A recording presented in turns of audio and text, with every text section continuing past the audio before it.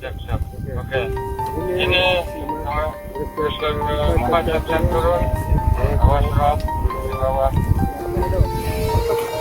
Jadi. Bilang turun. Wakil Ketua Komisi 5 DPR RI Syaiful Huda meminta Badan SAR Nasional, Basarnas, memberikan penjelasan terkait mekanisme evakuasi terhadap pendaki asal Brasil, Juliana Marins, yang tewas usai terjatuh ke jurang di Gunung Rinjani, Nusa Tenggara Barat. Kami tentu menyampaikan keprihatinan mendalam atas meninggalnya pendaki asal Brasil Juliana Marins yang terjatuh ke jurang Gunung Rinjani. Juliana diketahui terjatuh pada Sabtu, 21 Juni 2025, dan baru dapat dievakuasi dalam kondisi tewas pada Selasa malam, kata Syaiful kepada wartawan, Selasa, 25 Juni 2025. Dikutip dari tribunnews.com, ia mengatakan, banyak pihak menilai tim penyelamat bergerak terlalu lamban dalam menangani insiden tersebut. Menurut laporan, korban masih menunjukkan tanda-tanda kehidupan usai terjatuh ke kedalaman sekitar 200 hingga 300 meter. Banyak pihak yang menilai jika petugas penyelamat dari Badan SAR Nasional bergerak terlalu lamban sehingga Juliana Marins tidak bisa diselamatkan. Padahal saat jatuh di kedalaman sekitar 200 hingga 300 meter Juliana Marins masih menunjukkan tanda-tanda kehidupan, ujarnya.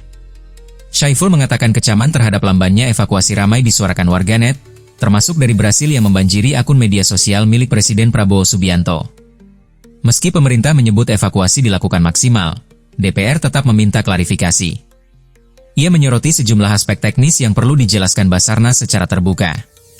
Maka kami akan meminta keterangan dari Basarnas terkait mekanisme penyelamatan korban kenapa tidak bisa segera dilakukan. Apakah ada kendala dalam rantai pengambilan keputusan? Apakah karena ada keterbatasan sumber daya manusianya? Apakah ada keterbatasan peralatan dan sarana pendukung lainnya? Apakah karena faktor cuaca buruk dan kondisi medan? Ini perlu diperjelas, ujarnya. Syaiful menegaskan, kesiapsiagaan tim SAR di berbagai negara menjadi tolak ukur kredibilitas negara, terutama saat menangani WNA.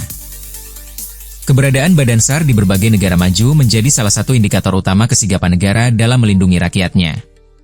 Maka mereka benar-benar dipersiapkan secara serius baik dari sisi anggaran, kesiapan peralatan hingga seleksi ketat para personelnya, kata dia. Menurutnya, Basarnas harus mampu menjadi representasi positif Indonesia di mata dunia dalam setiap misi penyelamatan. Dalam situasi penyelamatan WNA, Badan SAR bisa menjadi wajah negara dalam komunitas internasional. Jika berhasil maka membawa harum nama negara, jika gagal bisa menjadi kampanye negatif bagi negara, ujarnya. Ia juga menyoroti alokasi anggaran Basarnas yang dinilainya masih minim. Badan SAR kita anggarannya relatif terbatas yakni sekitar 1,01 triliun rupiah. Nah, apakah keterbatasan dana ini berimbas pada kualitas pencarian dan penyelamatan? Ini yang perlu ditelusuri lebih lanjut, pungkasnya.